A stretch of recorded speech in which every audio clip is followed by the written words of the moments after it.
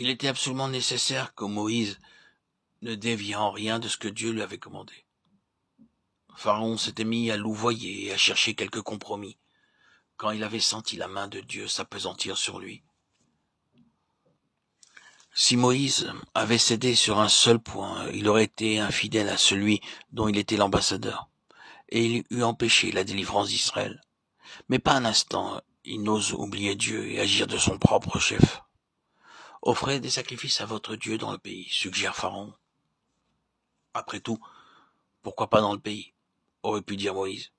C'est là une immense concession. Nous ne pouvons espérer davantage. Moïse, ne tombe pas dans le piège.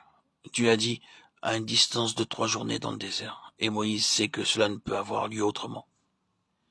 Eh bien, que les hommes seuls aillent au désert, suggère encore le roi. Impossible. Dieu a dit tout le peuple. Eh bien, partez, mais vous laisserez votre bétail. Non, répond Moïse. Il n'en restera pas un ongle.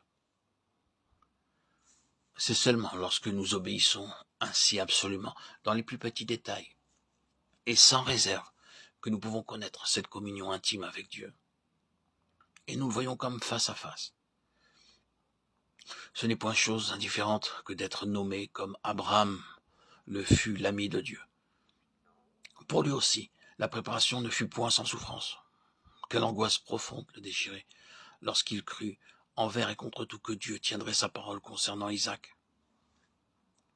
Cette intimité où le racheté est comme en la présence même de Dieu, où il jouit constamment de sa communion, est accordée à quiconque a surmonté victorieusement l'épreuve, à celui dont la loyauté est absolue, dont la foi est à la hauteur de toutes les circonstances.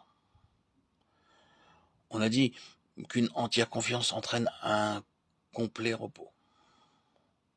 Lorsque l'entreprise repose sur Dieu, nous avons la certitude absolue qu'il y aura succès, réussite. Et ceci est vrai lorsqu'il y a une foi entière en celui à qui l'on obéit. C'est la raison pour laquelle nous devrions apprendre à connaître notre Dieu, afin d'avoir l'absolue certitude d'être dans sa volonté, d'accomplir ce qu'il veut et d'être entièrement à sa disposition. Moïse connaît mieux celui à qui il obéit. Aussi, il ne se laisse plus écraser par la responsabilité de l'entreprise. Il ne met plus en doute le résultat de cette lutte où il est engagé contre les puissants de ce monde. Moïse cria à Dieu, et ceci est répété de nombreuses fois. Puis, il va vers Pharaon et lui parle de telle manière que le roi reconnaît qu'il a affaire avec Dieu lui-même.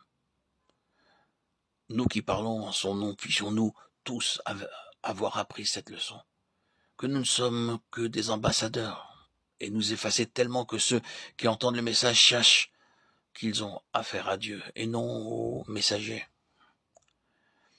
Hélas, ne semble-t-il pas souvent que ceux-ci ignorent les premiers éléments du service que le maître peut bénir. Nous sommes si préoccupés de notre petit rôle que nous mettons entre Dieu et les âmes vers lesquelles il nous envoie. Bien plus, nous craignons de dire ainsi par l'Éternel, car nous n'avons pas appris à discerner sa pensée. Pharaon savait que si Moïse criait à Dieu, la chose qu'il demandait avait son accomplissement.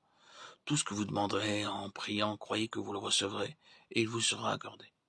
Dans la pensée de Moïse, il y a la certitude que ses prières sont selon la volonté de Dieu. Dans les circonstances qu'il traversait, il n'aurait pas suffi de prier ainsi. Ô Dieu, si telle est ta volonté, arrête cette plaie. Il n'est pas dit explicitement à Moïse de prier pour que la plaie soit supprimée. Cependant, il dit à Pharaon, j'étendrai mes mains vers l'Éternel, les tonnerres cesseront, il n'y aura plus de grêle. Les tonnerres et la grêle cessèrent. Exode 9, 29, 33. L'ignorance au sujet de Dieu, la méconnaissance de son cœur et l'ignorance de sa parole sont à la base de la plupart des prières vides, sans but défini. Car, comment dire encore si la chose est selon ta volonté, quand Dieu a montré quelle est cette volonté? Au lieu qu'il suffit que, lui rappelant sa parole, lui citant sa parole, nous lui disions en toute révérence, fais selon ce que tu as dit. Combien d'enfants de Dieu ont encore besoin d'apprendre cette prière de la foi qui a tout ce qu'elle demande, parce qu'elle demande ce que Dieu veut. Par nous-mêmes, nous ne savons pas ce que nous devons demander.